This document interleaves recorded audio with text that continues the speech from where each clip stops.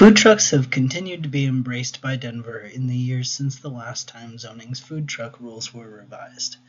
This update reflects not only a high level of community tolerance for food trucks as business incubators and entertainment, but also the reality of how food trucks are already operating in the city, albeit technically illegally under previous rules.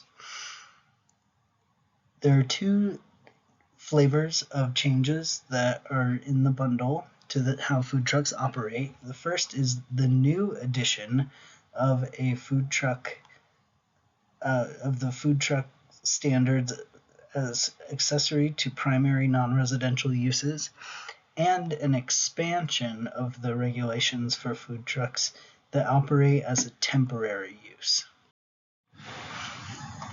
First, we'll start with the accessory use, which is new to the Denver zoning code. This broadens the allowance for food trucks on private property to operate by allowing them on a permanent basis, including rotating vendors, as an accessory to specific primary uses, including sports arenas, outdoor entertainment and recreation facilities, educational or hospital campus uses, and breweries, wineries, and distilleries. In all zone districts, this accessory use is now allowed with the general use categories of education and the specific use types listed under 2A here: art gallery, artist studio, theater or live performance space, conference center and event center. And then third, it's allowed accessory to the category of arts, recreation, and entertainment services outdoor. The list continues here with sports or entertainment arena or stadium, fifth, retail sales, service and repair, and custom manufacturing, fabrication and assembly primary uses involving manufacture of malted beverages, wine, brandy, or distilled spirits and liquors. Within a campus zone district, all permitted non-residential primary uses, except for those within the parking primary use category. And then B states that this accessory use is allowed with a zoning permit. In terms of siting and operation, the accessory use is limited to one food truck per zone lot with the following exceptions. So outdoor arts, recreation, and entertainment, sports or entertainment arena or stadium, and campuses may have more than one food truck per zone lot. And in number 2, an accessory food truck shall conduct all of its operations a minimum of 50 feet from the closest boundary line of a residential zone district.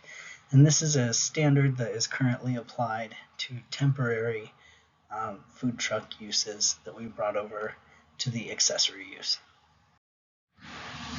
As far as siting and location, the operations shall occur on the same zone lot as the primary use. The location shall be paved or another weatherproof durable surface. The location of the use shall not reduce the area for required parking or another use on the zone lot. And finally, the location of the use shall not obstruct the visibility of motorists, parking lot circulation, or block access to a public street, alley, or sidewalk. So continuing under the heading of siting and operational limitations, number 4 here sets the hours of operation as the same as the primary use, and more particularly, the food truck may operate only during the hours that the primary use is open to the public. Under B, it says that when accessory to an arts, recreation, and entertainment services primary use, or to a sports or entertainment arena or stadium primary use, the food truck shall only operate during the time the event that it's serving is open to the public. Under C and D, you'll see that the operators are responsible for storage and disposal of trash, and the outdoor storage is prohibited. Signs on food trucks must be permanently affixed or painted on the food truck, and they shall not project from the food truck and shall not be illuminated or animated. So now we're moving on to the temporary use for food trucks.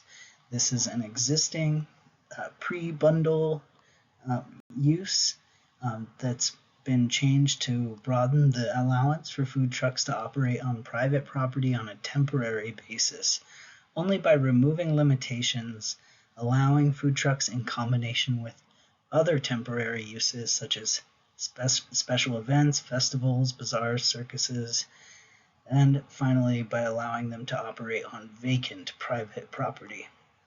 The use table example here is from Article 3, and in some districts we've gone from not permitted, or NP, to LNLZP, meaning allowed with limitations, and allowed with limitations in a zoning permit. This new section states that in the mixed-use commercial zone districts, IA and IB and OSB, this temporary use is allowed to operate concurrently with other temporary uses, such as the bazaar, carnival, circus, or special event, outdoor sales, seasonal amusement or entertainment, or a parking lot designated for a special event.